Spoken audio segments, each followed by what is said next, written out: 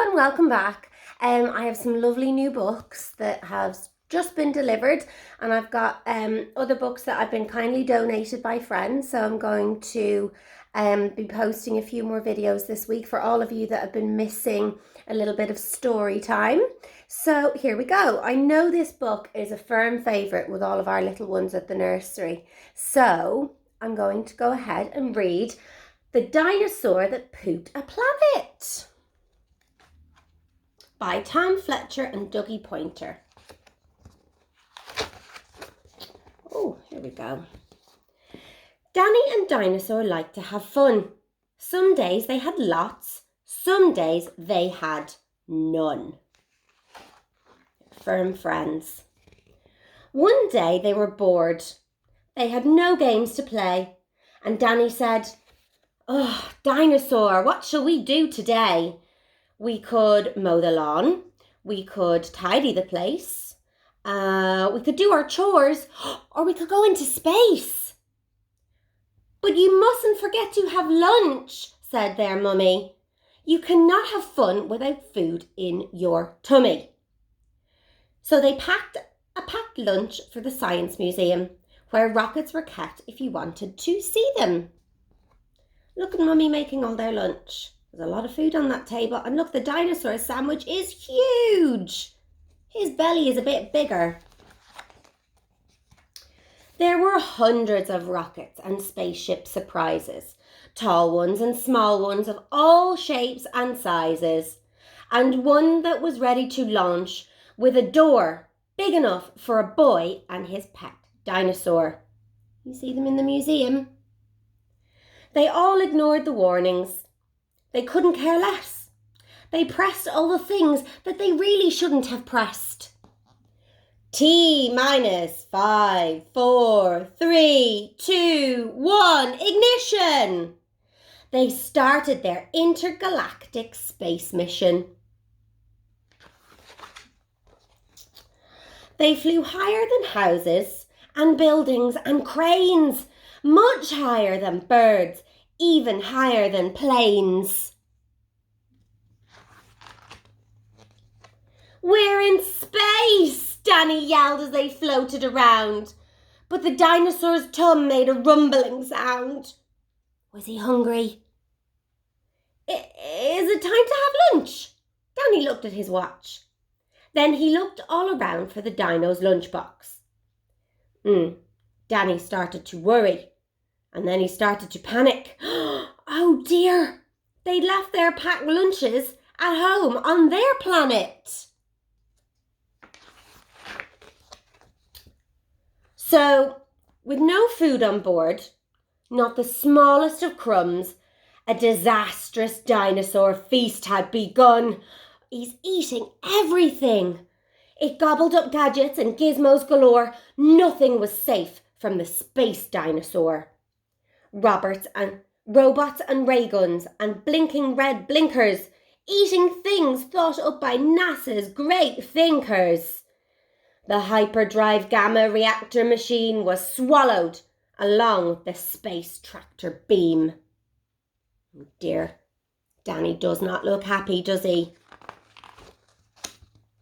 It chewed and champed on the spaceship controls. The rocket was dotted with dino tooth holes. Inside, it was bare. Uh-oh, the spaceship was empty. Outside, there were more things to eat. There was plenty. It broke down the door with a cool ninja chop. Out in space, dinosaurs are much harder to stop. He's out of control, everyone. It chomped on the moon like a big chunk of cheese, and then shoved even more in its mouth with a squeeze. It munched on the Martians from Mars and their cats. Their cats are like ours, but their cats wear really cool hats. Satellites, Saturn, and 6 supernovas, shape-shifting saucers, and 7 space rovers. What a greedy dinosaur he is. He's eating everything. It guzzled 5 gallons of fuel from the tank, and Danny's jaw dropped as he watched what it drank.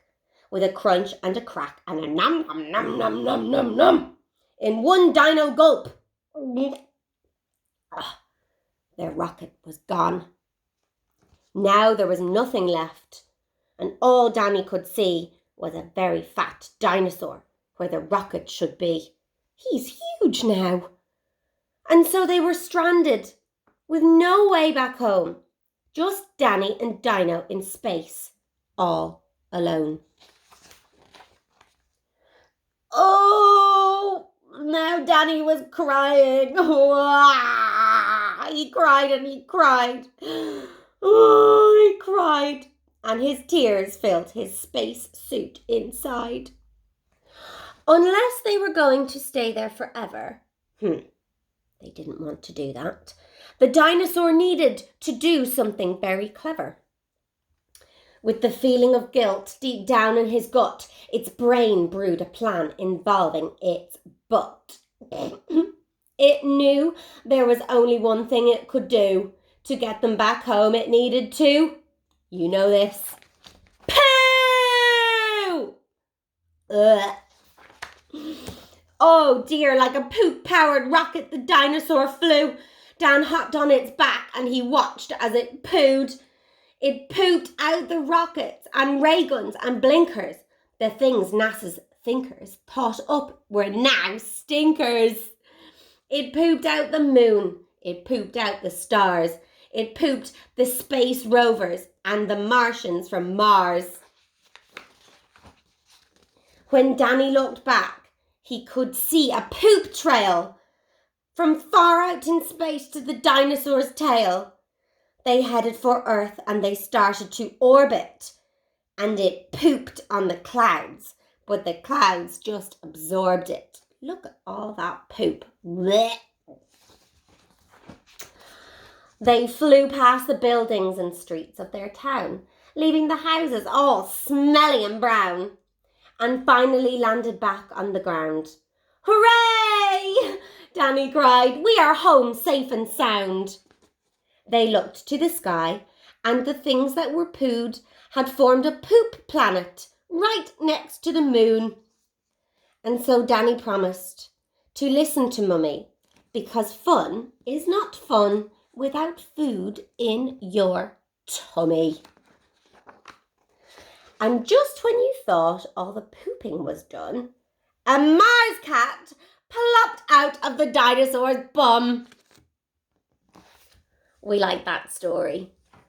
Tune in tomorrow for another one, everyone. We miss you all.